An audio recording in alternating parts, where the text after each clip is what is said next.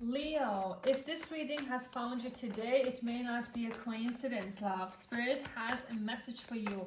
Let's see who is making their way into your energy and what their intentions are and what kind of connection this could become and what you need to know before they arrive.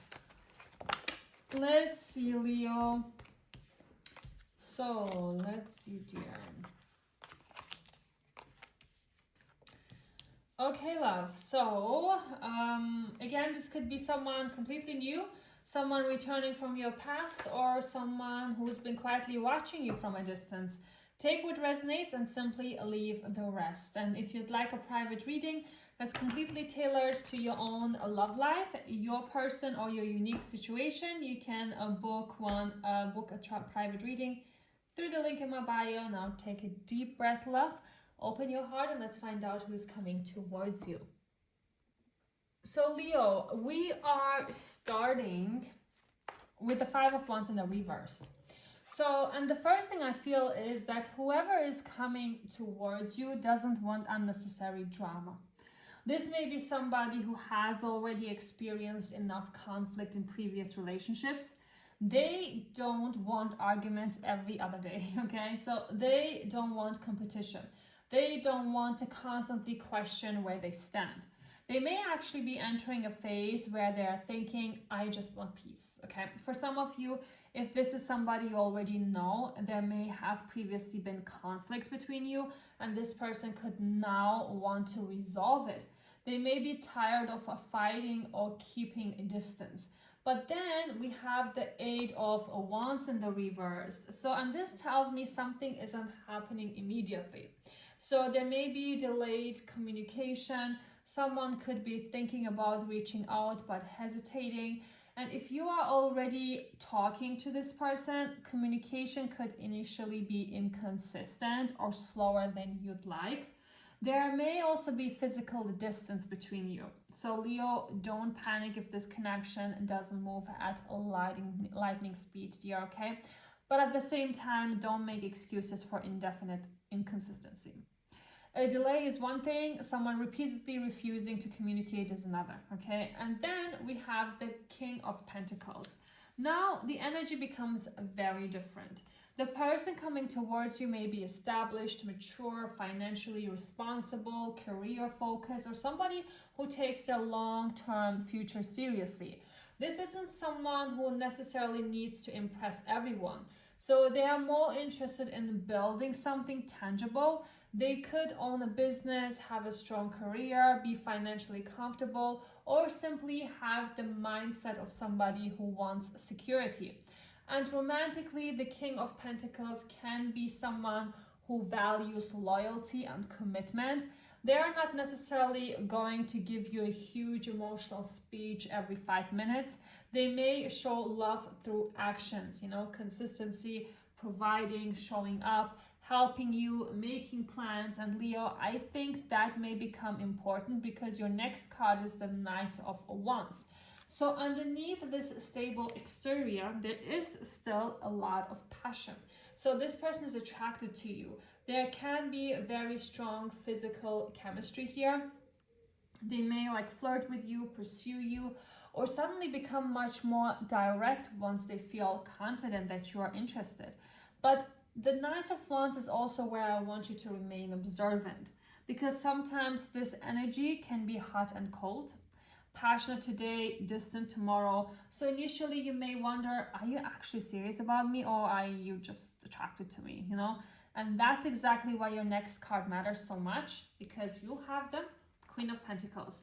Leo, now we have the King and the Queen of Pentacles together. And in a who's coming towards you reading, that's significant. This can represent two people who have the potential to actually match each other. Not because you're identical, not because your values can align. Both people may want stability. Both may value loyalty. Both may care about creating financial security. Both may eventually want a comfortable home, commitment, or something they can genuinely build together. This has a very different feeling from a connection that's purely based on chemistry. The Knight of Wands gives you the attraction, but the King and the Queen of Pentacles gives you the possibility of foundation. Okay? So, and for some Leos, this person could genuinely look at you and think, this is someone I could build a life with. There may also be a power couple energy here. Two people who are ambitious and independently, but potentially become even stronger together. And then your final card, dear, is the Nine of Pentacles. So I love this being your final card because it tells me something important about how you should approach this connection. Don't abandon your independence. The Nine of Pentacles is someone who knows their value. They have their own life, they own their own standards, their own goals. They aren't desperately searching for somebody to complete them.